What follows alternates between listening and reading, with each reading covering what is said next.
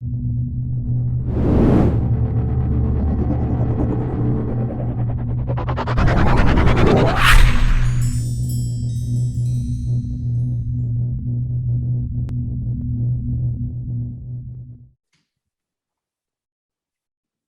right. Very excited about this one. This is a high profile guest here. We have a Hobey Baker-finalist in our midst here, Colin Bilek. Thank you so much for joining us, Colin. How's it going? Hey, it's going well, boys. Thanks for having me on. Yeah. Oh, yeah, absolutely. We got a lot to discuss, man. We have Made in Michigan hockey to discuss. We got stuff at West Point. We got tons of questions. So, Dustin, I believe you wanted to tee some off here with some Made in Michigan, right? Yeah, so I kind of want to just break it down. Talk about your season Made in Michigan. You know, a lot of people, it's a newer league people haven't heard about. So if you just want to kind of take it and let everyone know kind of what it's about and what it done for you. Yeah, playing at Made in Mich with, all the guys that are back home, and Nick does an unreal job at promoting it and putting it together. So it's been a lot of fun the past, I don't know what season this is, 4 or 5, I believe, but it's been a blast playing in it every summer. So, I know a lot of guys play drop in or whatever during the summers with their buddies, but it's kind of a cool atmosphere to be able to play fast paced hockey. And with a lot of the guys that you grew up playing that are playing at higher levels now, and it's a good time to catch up with them. And it's also a great time to kind of work on skills that you've been developing throughout the week and kind of put it into a game atmosphere. So playing fast league, it obviously you guys come to games, it's fast, but at the same time, it's kind of a conditioner because you never know who's going to be there that night. But but it's been a lot of fun. It's been a lot of fun, and a lot of props to Nick for continuing to kind of develop the league and grab even more good players and all over the state. So, but it has been a blast, and I'm kind of just lucky to be able to play in it because like I said, it's a great opportunity to kind of play with guys that you don't see all the time, or catch up with guys that you used to play with. So that aspect too, it's a really cool opportunity. Hold on, Tyler. So you guys pretty much had a stacked team. Irvine just ran the show. Yeah, Jenkins. That's right. It wasn't even really fair. You guys ended the season 9-2-1. You guys cheated. Yeah, it was kind of a cheat code. We had a lot of really good players. No, that was a lot of fun too, because guys would take it pretty seriously. I think at one point we were like 8-0 or whatever. I took off around that time, so I didn't get to come play at the tail end. But the team started going downhill when you left. I think that's why too. So that's their 2 losses. It was a really fun group to be a part of, because that first day you get in the locker room, for me, like I jumped on the team, like, I don't know, probably like 3 or 4 games into the season. So when you're kind of the new guy at the same time, I know it's just a summer league, but I'm not friendly with everybody yet, but after one game, like, everybody's in your corner too. So it's a lot of fun getting to meet new guys that you haven't played with in the area. So that part's really cool.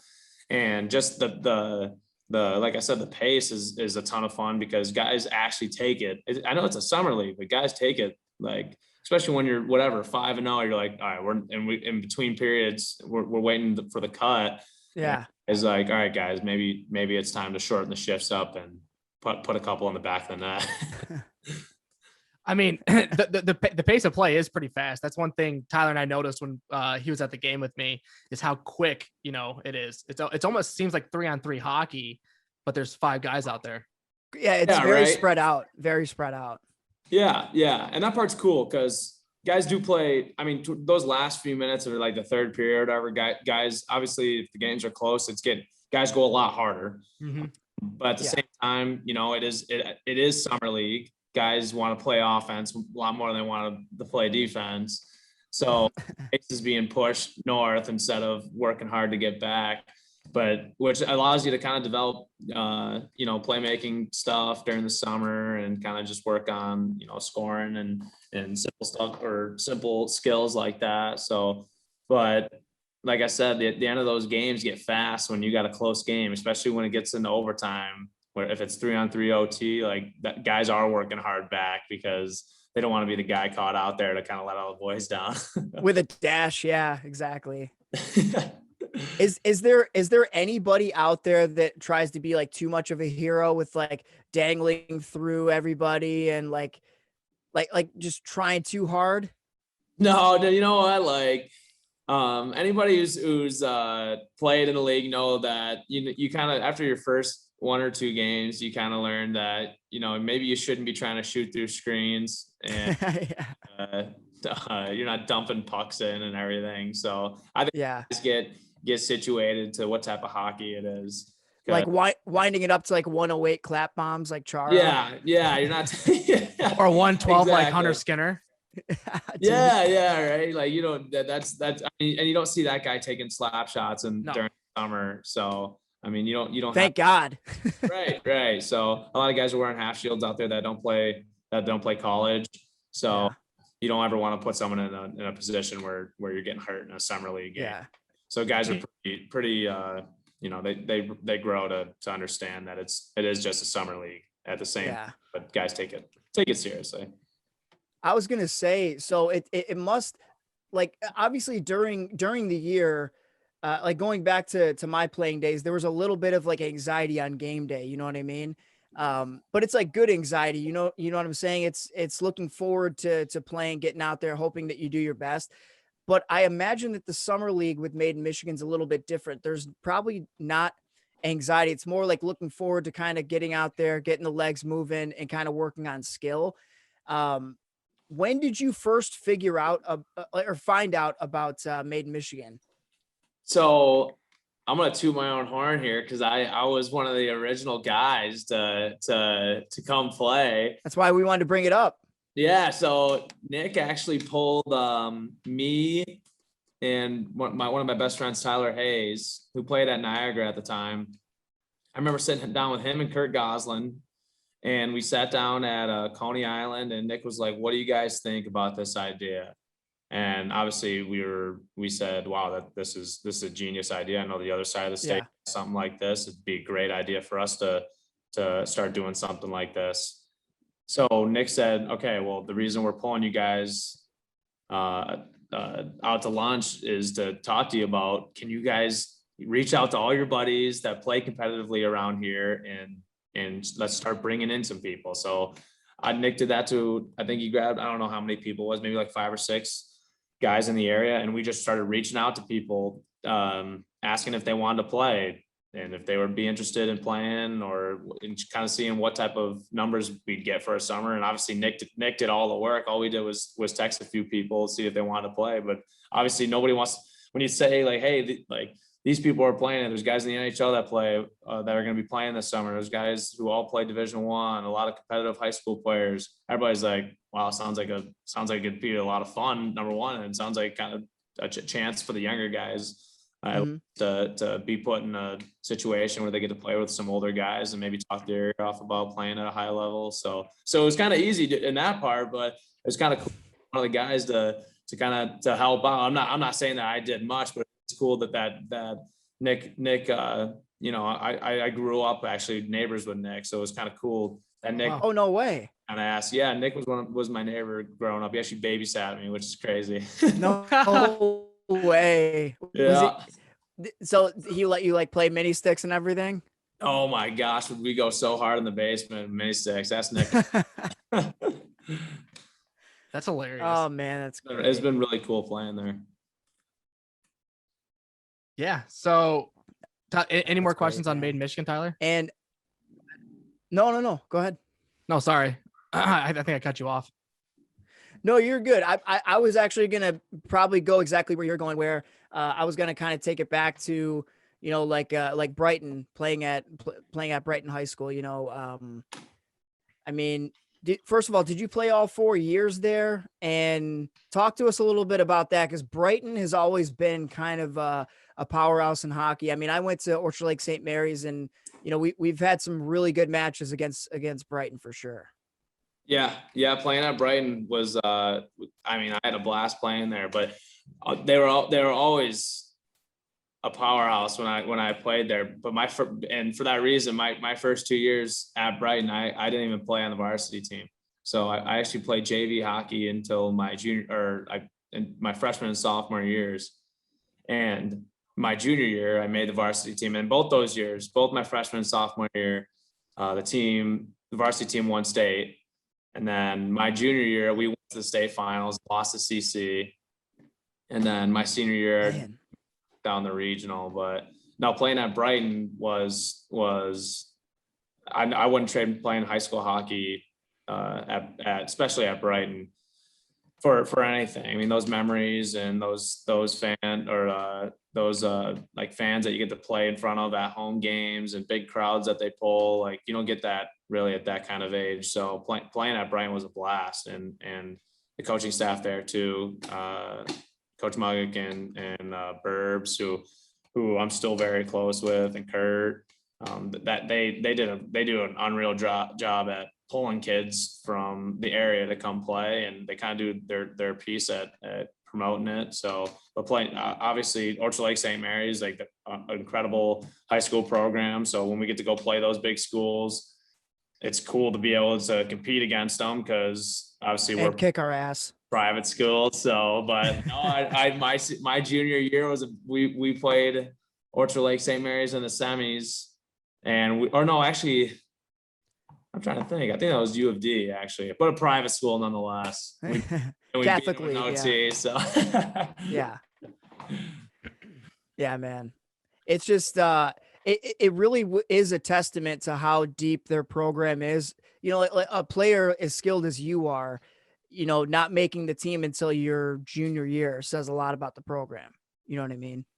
Yeah, So. yeah. It was a tough program to crack into, especially if you didn't play AAA growing up or anything like that. I was a AA hockey player, and to be honest, I was a pretty average high school hockey player at that too. But I still had a blast playing. I really didn't develop until I started playing junior hockey, but I still had took a lot away from playing high school, and I still love talking to high school players about the opportunities that it presents and you know, that kind of route. Yeah, they must look up to you. You know, I don't know about that, but no, but it is cool, to be honest with you. It is really cool to be able to say that, you know, I played 2 years of junior varsity hockey, and I can promise you there wasn't a lot of people that pegged me to be a Division I college hockey player. And that is something cool that I like to pride myself on, that you know, high school hockey is a legitimate route. And the Hobey Baker-finalist, just saying. So, but you know, if I am a true believer, and you know, if you're good enough and you want it bad enough, then it's gonna work out in your favor. So, but high school hockey what is a legitimate route, and I do want to promote that, because a lot of kids don't give high school hockey the rep that it deserves, because a lot of people think AAA is the only way to go play Division I. There's 2 Michigan boys on my team, and one of them is me, and the other kid is Brett Abelnauer, and he played high school hockey in Michigan as well. So yeah, great programs in the state of Michigan. And I feel like for a while the narrative kind of was switching, where a lot of AAA clubs, and this is kind of like, I'd say maybe 2007 to 2010, a lot of AAA players were coming to move to high school. And then when I was graduating 2011, I feel like that narrative started to switch up a little bit more, where high school kids were then starting to switch to AAA. And now it's kind of, I feel like it's kind of mixed now. yeah, to be honest, like I really don't know what it's like right now, but when I played, it was my first 2 years there at Brighton. They pulled a lot of kids from AAA, like I think his name was Michael Uhas. Tyler Hayes came from AAA, and I know Luke. You guys have talked to Luke, but I think Luke went from high school to AAA. So yeah, you get that switch where guys are going back and forth, but at the same time, it's kind of easy to tell a kid that's playing AAA that, like my senior year, I don't know if you guys are familiar with Zach Vikuski, but he played at Little Caesars. I know he was drafted in the USHL, and I remember him saying like, hey, you know, I don't know if I want to play high school. I don't know if I remember maybe the love for hockey wasn't really there. And then when he came and played high school, I remember him saying like it was a great decision, because it came right back. I mean, you're going to practice 10 minutes away from school. You're playing with all the guys you go to class with, and you get to play in front of all your buddies. So it's an easy selling point. Oh Oh yeah. yeah. Yeah. Now, Dustin, do you have any more questions about Brighton? No. Other than he was a captain his senior year, he didn't mention that. Yeah, I was a captain my senior year at Brighton, so that was a lot of fun too. There's been a lot of really good players that have got to wear the C there before I was there, so which is cool. And Tyler, who's, like I said, he's one of my best friends, and he was the captain the year before I was. So That's awesome. So that is kind of cool. It's kind of cool to be able to say that, and I definitely pride myself on that. Yeah, he kind of passed the torch to you. That's nice because it's, it's very special to be a part of a really good program, just from the beginning, and then to be a leader of that program is even better. So Exactly. that's awesome. But let's talk a little bit about junior. So talk about the transition. When did you start getting noticed for juniors? When did you find out that you wanted to play juniors and continue your hockey career? So I played my first year junior in the USPHL, which is now the NCDC. I'm pretty sure the USPHL still exists, but it was like that. I played in the USPHL Premier, which is now the NCDC. So I knew I wanted to play junior hockey from the time that I knew I wanted to play college hockey from the time that I was probably like 8 or 9 years old, going to Michigan State games at Joe Louis during the GLI. Yeah. And I just knew that was a dream to me. And when I was in high school, I knew that I wanted to go play junior, obviously, because that's the route to go play college. So when I played my senior year, I mean, we had a showcase. I don't think a single North American Hockey League team talked to me. And that's kind of a realistic, attainable goal out of high school hockey in Michigan. Go play in the North American League. Get you an opportunity. And if you can build from there, go good on you. But I didn't talk to any teams. As I said, I was a pretty average high school player. I worked my tail off, but I was a pretty average player. What do you mean by that? Like a late bloomer in terms of points, or what do you mean by average? I'll just say I really didn't develop until I played that first year of junior hockey, because I really can't say. I don't know. It's a loaded question. Yeah. Confidence I know I wanted to play Division I, but there was always that small part of me that thought, like it's a crazy goal to have. Like you had more to prove, kind of. Yeah. I guess you could say that. Yeah. So, but when I played that first year of junior hockey, my first ever junior game, I took a really bad leg check and broke my femur. So, no. Yeah. Oh, wow. Yeah. Welcome to the league. Right. And oh my God, was that devastating to me? Oh my God. Were you in a wheelchair? No, I was in a full leg cast. Not gonna. Oh, dude. I was a full leg cast, and oh my God, that was devastating, because you're like, oh man, was that the worst pain ever? It was never broken a bone in my body, but I had a buddy who broke a femur off a celly, by the way. Oh, yeah. Oh man. That's even worse, because you're so excited. Players jumped on him. It wasn't his fault, but they jumped on him because he scored the game winner. And he's not a big dude. And the guy who jumped on him was like 6'5", 225. I'm like, all right, well, God, I could not imagine that. Oh God, that's from a celly, dude. Not from a hit. Not from a game winner too. A game winner celly. Yeah. Oh, no way. Because so Colin, so you, like, when you break your femur, number one question is, oh, what happened? Like you actually have a legitimate reason, right? Like, oh, it was a knee check or whatever. This guy was like, well, I was selling and a guy jumped on me. It's like, you got to come up with a better story than mine. That's a better story than mine. But I was just going down I remember it so clearly. We were playing my first home game, or first junior game. We were at home in Rochester, New York, and I was going down the left boards, and I tried jumping. A kid tried to hit me, and I tried jumping out of the way when I was on the boards, and it caught all of my right leg.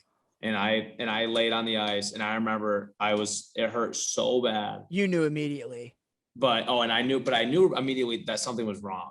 Yeah. But Oh my God. and I was the youngest kid on the team too.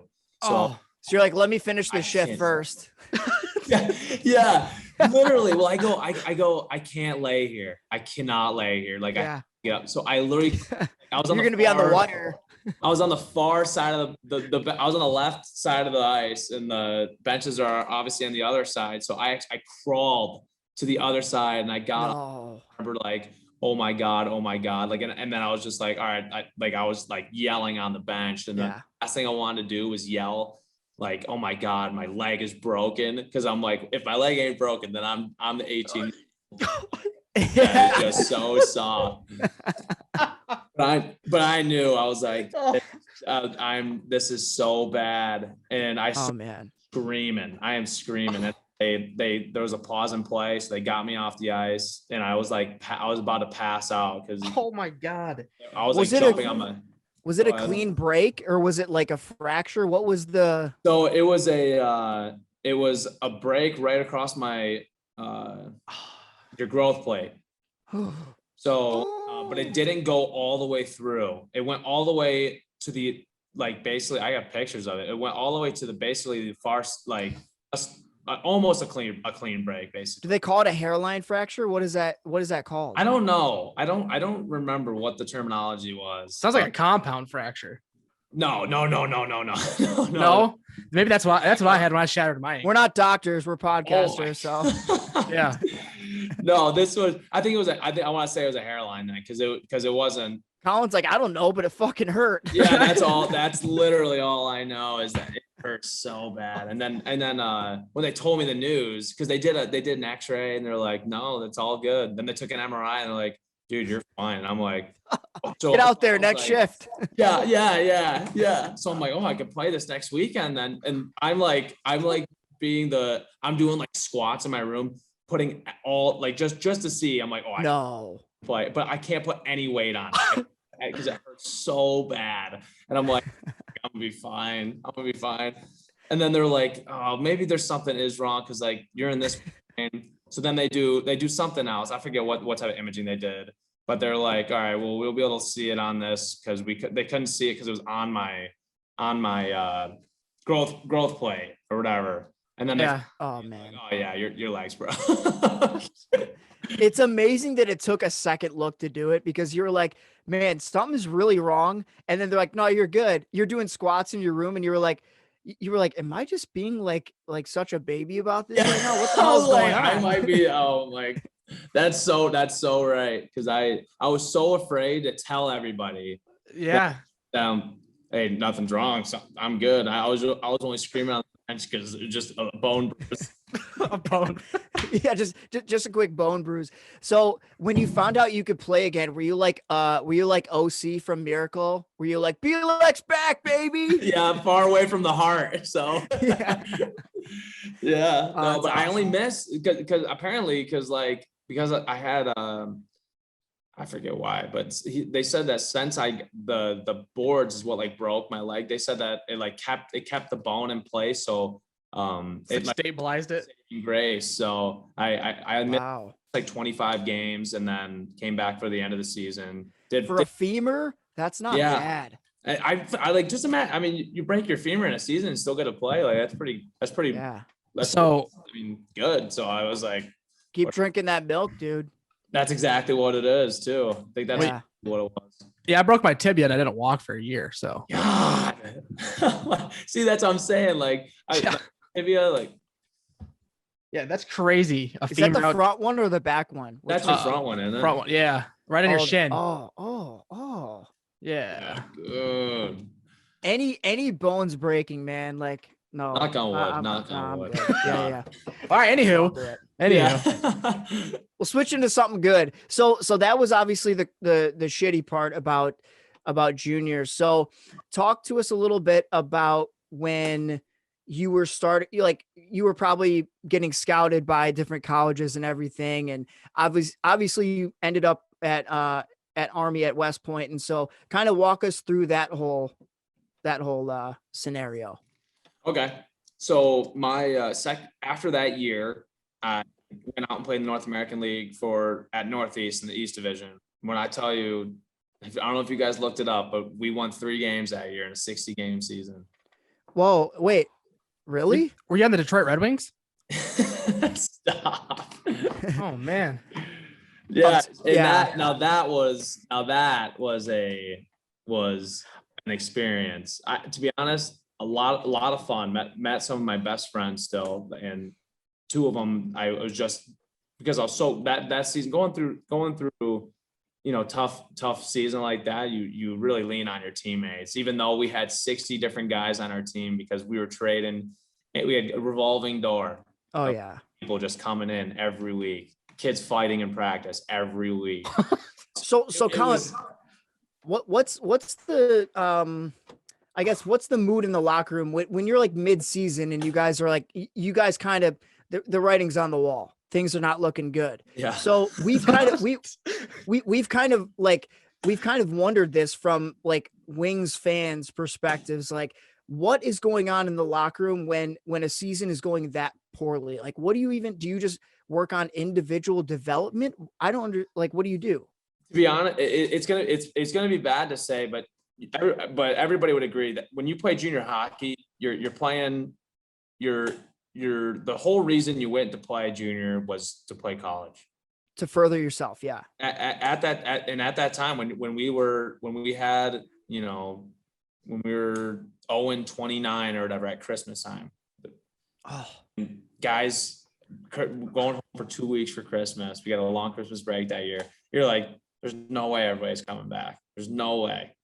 Because want to come back to a situation like that. Right. So I was figuring, I'm like, there's probably not going to be a lot of kids. Like there's going to be some kids that just aren't going to show up, going to get released or whatever. Everybody came back, which is wild to me. But guys, guys are like, the North American League is a respectable league. I love playing in it. I think it's a great league. And it does a great being right out in Boston. There was, no matter how bad we were that year, there was college coaches in the stands. They might not have been there to be watching our team, but they were in the stands, and that's all that mattered. Because guys, it would be an opportunity to play in front of someone every night. Just the location of us, we were right outside Boston, so I loved it. I lived in Rhode Island. I lived on a farm on the beach, or overlooking the ocean. It was incredible. Oh, damn. I went back the next year, and we went from 3 wins to 30-something wins that next year. And that was including playoffs or whatever, but an incredible hell of a turnaround. Holy heck shit. of a turnaround. So real quick, Colin did lead his team in points the year they had 3 wins. 40 points in 60 games I'm seeing, right? Yep. Yeah. Yeah. So that was a someone was producing.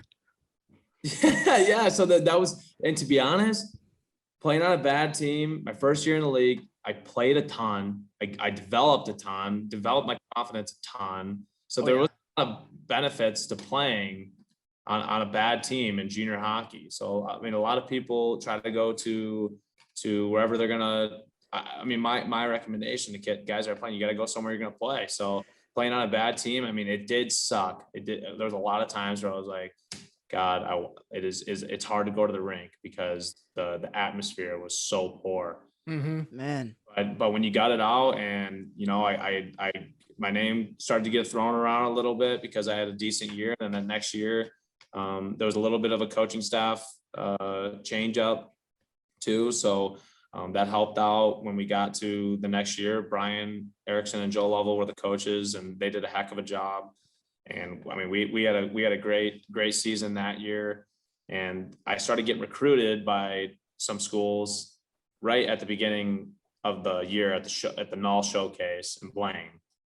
But I only talked to I don't know, maybe like 3 schools in my recruiting process. But I remember specifically, I got a phone call, or we did an Alaska trip my first year in the North American League. And I remember being out there, and I'm like, I got to come play out here. I love this. Like this Alaska Fairbanks. I love the outdoors. So I was all about it. And then my next year, I was telling my coach, I'm like, if we can target Alaska, I'd love to do it. And I got a phone call from Fairbanks calling me saying like, hey, you know what? We're really interested. We'll give you a call on Sunday, talk about maybe some opportunity, maybe get you some money. And that weekend, I had a heck of a weekend. I scored I had like 3 rips. Hell yeah. I'm like, I'm feeling I'm a lock. I'm going. Oh yeah. Guy blows me off. I don't get a phone call. Nobody calls me. I tell my coach, I'm like, what's going on? He goes, they don't like you. I'm like, oh wow. Yeah. So, but about 20 games in, Army gave me a call. Actually, I ran in our Chris McKelvey, who was the assistant here at the time. His brother Zach McKelvey is the associate head coach here. So he came to a game out in Wilkes-Barre and pulled me out and asked me if I was interested, and I was not interested in going in the military. Was not whatsoever. And a lot of guys would probably tell you that play here, that they weren't. The guys really don't think military when they're trying to play college hockey. Yeah. And did your dad and your brothers being in the military have anything to do with not wanting to go into the military? Them being in the military had no influence on what I was going to do. Okay.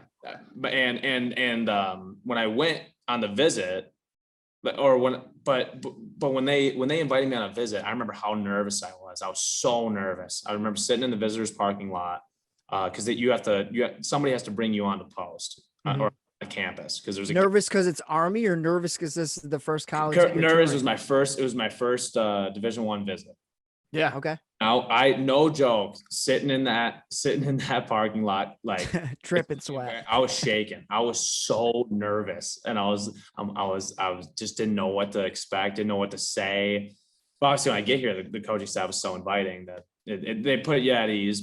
But when you're going around on post, I mean, I don't know if you guys have ever been here, but the campus is never Hogwarts. This place is incredible. The campus. Gorgeous. Do you say it's like Hogwarts? Yeah, that's awesome. Yeah, so it is incredible. So when they brought me around, I came here in the fall time, so I got to see the East Coast when the leaves are changing and everything. It's kind of cool. So when they brought me to the top of the library, gave me the run around, and I give them crap here all the time because on my visit, it was an unofficial visit. And at lunch, I had to buy my own sandwich. Oh, and I give my coaching staff the most shit about it all the time. Well, now you can. Yeah. Now you didn't that day. Yeah. So the thing is, like, I went this past week. I went on a recruiting visit with a kid who's already committed here, and he hadn't been on campus yet because the whole COVID thing last year. And they wine and dined them. They put them at the nicest hotel on campus, brought them to this nice Italian place.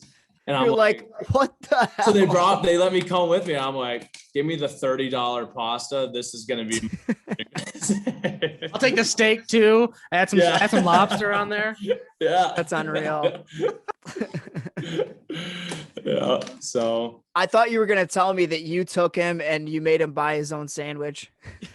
I should have. Welcome to the club, kid. Yeah. But when I went around campus, I remember just sat down in Coach Riley's office. He's like, "I really like you. Like, we'd love to have you. You got 10 days to make a decision." And I remember then I was walking out the door, and Coach goes, "Well, Colin, like, just so you know, the offer is there, but it is contingent on if we can get you in with your ACT score." And I told him, I'm like, "Oh no, I've taken the ACT. I am 20. I'm going to be 21 years old in like 3 months. I have taken the ACT 4 times. I will not take it again as a 20. Oh no." Hey, coach is like, "Well, you might have to retake it." I'm like, "I got a 23 ACT. Like, if that doesn't get me in, I don't know if I can do it." And then he's like, "Score it. We'll super score it." They super score 24 ACT. So they made it work. They got me in, and then I waited till like the 7th or 8th day and just pulled the trigger, and and obviously I've never looked back. So Yes, That's awesome, man. that is exciting. So, part of Army life, or West Point life, I guess, is joining the Army essentially. Was that also pretty exciting for you to make that decision too? yeah, that's a hard decision because you're making a life decision as well. It's not just 4 years to play hockey. It's a big life decision on, you're going to sign up to do 5 years after this. So that had a lot to play into it. And so, just so people know, listeners, West Point is a military college. So once Colin graduates, he will then go to officer school, or he'll be an officer at that point, and then go to a specialty. And you'll have to do 4 years, I think, of active duty, and then I'll do 5 years of active duty. 5 years of active duty. Yep. So yeah. So And that starts when you graduate, Colin? Yep. So as soon as you graduate, this semester is branch nights or branch night. So I'll choose my branch this semester in the Army. Oh, okay. And then second semester, you choose your post. Wow. And then right after you graduate from here, you get like 2 weeks or 2 months leave where you have 60 days to kind of to soak it in a little bit. And then you go right off to it's called Bullock, which is where you're going to learn what type of job, what you're going to learn how to do your branch in the Army. And that ranges from anywhere from like 3 to 8 months. So have you chose your MOS yet? I have not, but it's like, I think that I'm going to end up going field artillery. Okay. Awesome. So that should be kind of exciting. A lot of guys on the team go field artillery. So it's kind of cool because when you graduate from different schools, everybody goes and does their own thing. They like some guys go play, which is that's still a thing here. You can go play. You can go play professionally, but it's kind of cool because guys here can either go to a similar branch as one another, or if you guys are going to the same post. Like a lot of guys, there's some guys that are down in Fort Hood, Texas. There's guys out in Hawaii right now. There's guys in Colorado and Fort Lewis, Washington. So there's guys that I played with all around the country, and it's kind of cool because once I graduate, no matter where I post in the country, there's going to be a hockey player that I probably played with. That's awesome. Now, so Dustin comes from a military family, and both of my grandfathers on both sides, they were in the military. But like for those that are listening that don't know what field artillery is, can you kind of explain that? Yeah. So it's pretty simple. It's just shooting cannons, shooting big cannons that I'll learn way more about when I go to school for it. But kind of like your clapper. Say it again. I said kind of like your clapper, right? Sure. Shooting cannons. Yeah, that's right. So, but yeah, it's just shooting large cannons and artillery, kind of stuff like that. So when you have a lot of different branches you can go into. You can go to infantry, field artillery, military intelligence, ordnance, a lot of different stuff to do. There's a lot of jobs that aren't combat. Food service. Yeah. Like my dad. Service. That's what all the wicked smart kids do here. The wicked smart. So one thing I wanted to mention, if everyone watching this can see, Colin's actually on campus right now. So the college life is a little different than your typical college life compared to normal Division I athletes, because he, like I mentioned, he is in the Army. So he is doing training in the summertime. Speak a little bit about college life. I think you wake up at 6:30, your classes start at 6:30 or something like that. Yeah. It's college. It's a different lifestyle, and you might not grow to like it right away, but you do appreciate it because it's not, everybody thinks like, oh, you go to West Point, oh man, you haven't seen a weekend, right? You don't go out on the weekends. You don't get to do anything, blah, blah. No, at times you're just a student that wears camo to class. Like, but there are plenty of times like there's different obstacles that I got to jump around so I can go out on after a weekend of games, or a home weekend that I can go see if my family's there. I get to go hang out with them afterwards. It's easy. It's that kind of stuff is it's hard. It's a little hard to explain, but it is a way different lifestyle than normal college, because every student here has to live in the dorms. You can't live off campus, can't do any of that stuff. So after a weekend of games, like, you're coming back to the dorms, and it's kind of cool if you live with one of the boys too. That kind of stuff is you grow to kind of appreciate it, because you don't, right after you get out of here, you're not going to be living with the guys on your team. So when we get to do that kind of stuff, it is at first you're like, oh man, I really wish I could be living in a hockey house or whatever. But I mean, a lot of the guys live on the same floor as me.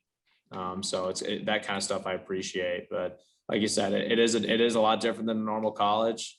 There's a lot of different things. Like my first class typically starts at, I want to say this past year started at 7:50. So, but we would have like a 6:45 formation outside, where that's just accountability or whatever. Every morning except on the weekends. Colin, does Reveille ever play on campus? It does. Does it? Every morning. Does it really? What is that? I thought. Okay, I didn't know that was actually a thing. I thought my dad jokes about it. Oh my gosh, that's funny. Yeah, like the. You've never heard Reveille? Come on now. No, I mean I have. I just didn't know. I didn't know what it was called. Yeah. You just don't know what it's called. But any military the bugle, you'll hear. Yeah. Everybody waking up early. So that's hey, Dustin. Trumpet. There's a guy with a trumpet out there. They don't play a bugle. Or whatever, bugle, whatever. It should be a bugle. There shouldn't be. Yeah, it shouldn't have you probably any. know more about it than I do. Yeah, it shouldn't have any like. It's just like a horn essentially. Yeah. You gotta make with your mouth. My dad plays it all the time. He's wait. Else. That's awesome. Dustin, we need to find that audio clip and make that the intro music for Colin. I can do it. No, that's the worst thing, because I scored a goal during the summer league, and Nick started playing the national anthem after my high school. Oh, did you immediately rip the helmet? Yeah, I went to attention. Put the hand, I started saluting it. Yeah, that's awesome, man. I love it. But I was gonna kind of I was gonna end with a bang here. So obviously you had a phenomenal season last season. Being talked in the likes of like Cole Caulfield and everything. I mean, how incredible was it to be named as a finalist for Hobey Baker and everything? Yeah, go ahead. I got one thing to add on to that. So on top of Colin's awesome achievements, they went 13 games in a row without losing. They were tearing it up. Their goaltender went 15-0. That's decent. Yeah. Not a big deal. Not Wings need that. Right. Your line was the best producing line on the team. Also, you had 18 goals in the season. You extended your point streak to 13 games. You had a point in at least 17 of your last 18 appearances. Now tell me games played. Yeah. Now tell me how it feels. Yeah. First, I love to speak to like that win streak that we went on was there's nothing I've ever experienced like it. It did not matter who we were playing. There was just a feeling that like Made in Michigan. Yeah, it it's the total opposite of his first journey. Season. That's how I would compare it to. Yeah. There was just a feeling in that room, no matter how bad it was, like we were still gonna win. It was crazy, especially that triple overtime game that we were playing Sacred Heart in game 2 of the 3-game series. When we were down 2-0. We kept between periods. We were like, I mean, we're still gonna win. We just gotta figure out how we're gonna do it. So that was really cool to be a part of. It was wild. It was wild. Like I've never had something like that where no matter how tough it got, it was just a cool, calm room. So that was really cool. That run that we went on was something that I get to hope I get to experience something similar like it again. But It was just wild, and we're still kind of on it. I don't know if we haven't lost a regulation in 18 games. So that's what I was gonna say. I was like, technically, your last loss was an overtime loss. So you yeah. So we're still on a rip right now. So Hell probably yeah. watch out. But no, that was a lot of fun, and individually this past year was a lot of fun too. Just kind of, it's all about developing from through college hockey. You get 4 years, so I really had a lot of fun playing this last year, just because the amount of wins that our team put up was ridiculous, and making it to the conference semis, that was heartbreaking, but still a really cool experience. And being in kind of conversations that you mentioned about those awards was cool too. So that was cool. It's always pretty humbling to be a part of something like that. But obviously it's a brand new year coming up, and I am definitely excited because it's going to be a lot of fun playing out of conference games. We got some really cool games this year, playing Providence at Providence, playing Wisco at Wisco for back-to-back games. So it should be a challenging start to the season. But I know like boys are just looking forward to it because we haven't played any out of conference games. I know a lot of teams obviously haven't, but our pod was pretty small last year, so we only got to play about like 6 or 7 different teams. So it's kind of cool to be able to see some new faces coming into this season. So yeah. So next season, is the team pretty much the same? How many people did you guys lose in the off season? No, we lost some guys, but we lost, I want to say 6. Okay. But no, we definitely lost some talent up front. Lost a really good D core between John Zimmerman, he's a captain, senior defenseman, then senior defenseman Matt Berkowitz, who was a draft pick to Anaheim, actually, which is kind of cool because you don't see that often at a military school. That's awesome. So yeah, and we lost Cody Fleckenstein. Those are 3 big D that we lost on the back end. But I know that we got a really good core coming back, and it's going to be a lot of fun because we got a lot of experience up front, a lot of experience on the forward side. So it should be a really cool test to see those teams at the beginning of the year, and just I'm getting antsy because I've been out here. I'm actually doing a military detail right now, but it's not gonna lie, it's a pretty relaxed detail. So I'm at the rink like every day, and I'm up there for quite some time. It's getting a little old. I'm just kind of scratching at getting all the boys back here because it's only me and a couple of the guys. So I'm kind of looking forward to getting all the boys back here. I think next weekend. So that should be cool. And I'm ready to play some games already. Yeah. Oh yeah. So I got one more question. So next year you guys are playing Air Force. So if you win both those games, is that going to be something you're going to talk about with your dad and your brothers? Rights. Yeah, it's a little bragging rights. Yeah. So just a quick side story. We played probably my most memorable hockey moment that I'll for the rest of my life. I don't know if anything will top it, is when we played Air Force at home my sophomore year. We were a really good team my sophomore year too. And we were favorited to win that week, and we were supposed to sweep that weekend. And the first game, it was sold out. The most jammed I've ever seen that rink. Standing room only, the whole there's a one side, I don't know if you guys have seen our arena, but there's quite a lot of seating on both sides, but there's the glass. There's glass that they put up these like little tables and everything, but they had to pull those away because there's just so many people at the game, and and on those military rivalries, all the big rigs from the show up. Oh wow. So General Milley was there. Yeah, I say General standing there. Yeah, so there's a lot of generals at that game. General Milley, who's a 4-star general. No pressure. Secretary of the Army. Oh my gosh. A lot of big people there, and they always come in before, like, we'll be sitting in the locker room and they'll come into the locker room and like give us like, hey, winning matters. And we're like, yep, yes, sir. Like, yep. And then we're all sitting in our equipment. Sure does. Like, we're supposed to play a hockey game. We got the most important people in the Army standing in our room right now. Like, so, but we were down 3-2, I want to say, with about like 45 seconds left. And Eric Butte scored from behind the net with something less. It was, I want to say, probably like 25 seconds left in the game. And to tie the game, and that place erupted. Like, it was wild. And Dude. to do this, we have to do this cleaning. It's called a Saturday morning inspection once a semester.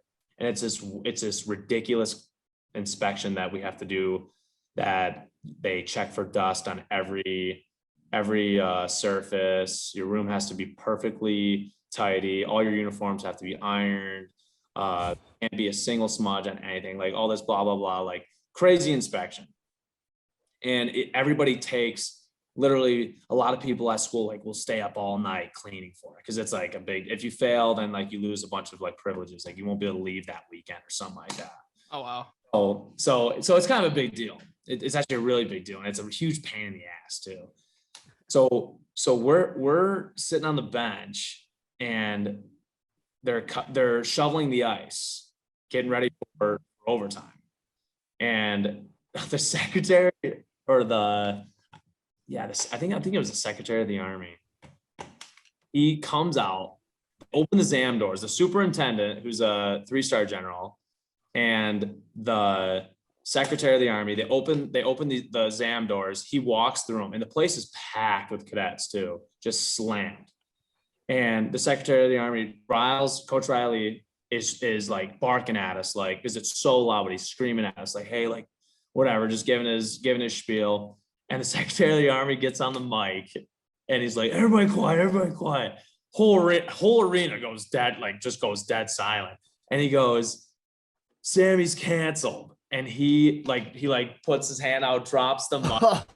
Place explodes, like, literally. Oh man, explodes. And I'm sitting on the bench, and you cannot hear yourself think because it's so loud. And I'm literally, Riles is screaming at us to, like, listen up. And I'm sitting there next to one of the other guys, and I'm like, I don't even give a shit if we win anymore. At least we don't have to do Sammy. No, but that game went into an 8 or 9 round shootout. We ended up winning. So oh my God. And when we would beat Air Force, like, it's a huge deal on campus. Oh yeah. A big deal. So a lot of like kids get privileges and stuff. They'll give out free passes, which is, oh wow. But so it's crazy. Like, it was a big deal for us. And our coach goes wild when we beat Air Force. So I can imagine. That was like the first time in a while. I don't know how long, but first time in a long time that Army swept Air Force at home. So it was a big deal. All right. But my parents are, like you said, getting back to your question, obviously my brothers and my dad are in the Air Force, but no, those guys are the biggest Army hockey fans there is. Oh, yeah. That's awesome. That is awesome. So Dustin, did you have any more questions? No, Colin, I appreciate your time. Thank you so much for coming on. We're going to have to touch base with you sometime after the season. Yeah, of course. No, guys, I really much. do appreciate you guys having me on. I love talking hockey. So yeah, we're going to have you on again. We say this literally, I feel like we say it all the time, but I mean, I feel like there's a lot more stories you could give us, and we're going to have you on again for part 2. No, of course. Yeah, of course. Hopefully I can have a few more stories from this upcoming season. Yeah. Oh yeah. Awesome. Thank you, Colin. Thanks. Yeah, man. of course, guys. It goes. Dude, back top of the key, Ferriolo. Left circle, Bilek fires a shot. Score!